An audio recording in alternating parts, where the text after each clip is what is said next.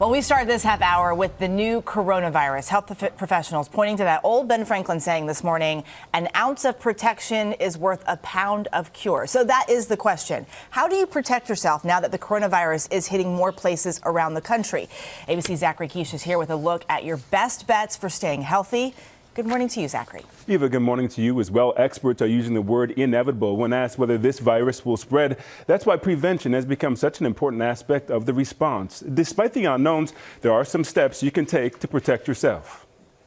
With more presumptive cases of coronavirus hitting multiple states overnight, medical experts are now doubling down on preventative measures we all can take to reduce the chance of attracting the COVID-19 disease. It's more important than ever for people to practice good health habits. The virus is thought to spread mainly from person to person, either through close contact, meaning a range of about 6 feet, or through respiratory droplets produced when an infected person coughs or sneezes. While it's unknown how long the virus can survive on infected surfaces, officials aren't ruling out the spread if someone then touches their mouth, nose, or eyes. So things that people regularly touch tend to be doorknobs, keyboards, phones. Hand washing defeats all of that. With a vaccine still months away and millions of Americans heading back to work, the CDC still says the best way to prevent illness is to avoid being exposed with these tips. Wash your hands with soap for 20 seconds. Avoid touching your face. If you feel sick, stay home and commit to regular cleaning. At the start of your day, you want to wipe down your keyboard and wipe down your phone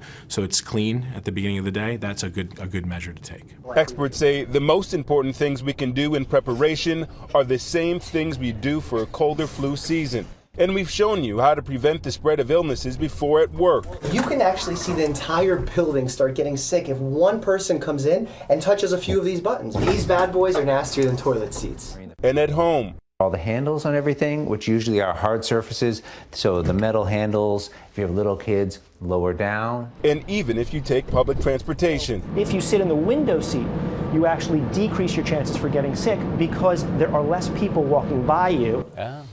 The Surgeon General issued a stern message on Twitter saying, seriously, people, stop buying masks. They are not effective in preventing general public from catching coronavirus.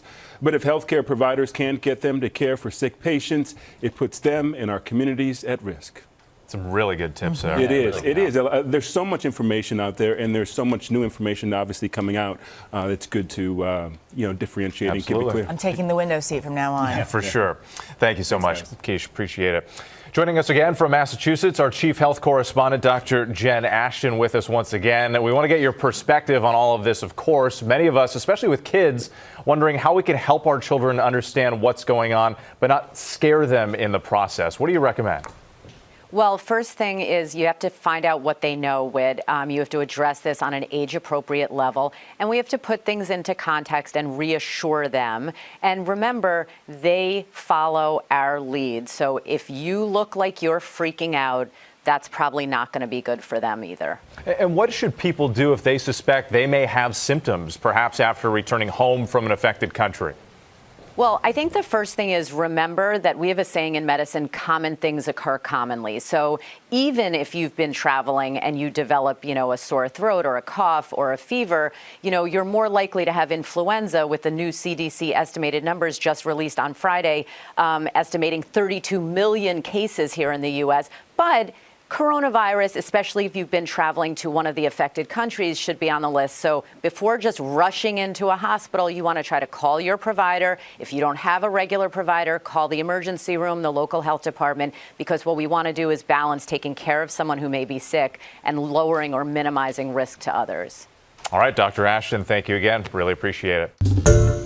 Hi, everyone. George Stephanopoulos here. Thanks for checking out the ABC News YouTube channel. If you'd like to get more videos, show highlights, and watch live event coverage, click on the right over here to subscribe to our channel. And don't forget to download the ABC News app for breaking news alerts. Thanks for watching.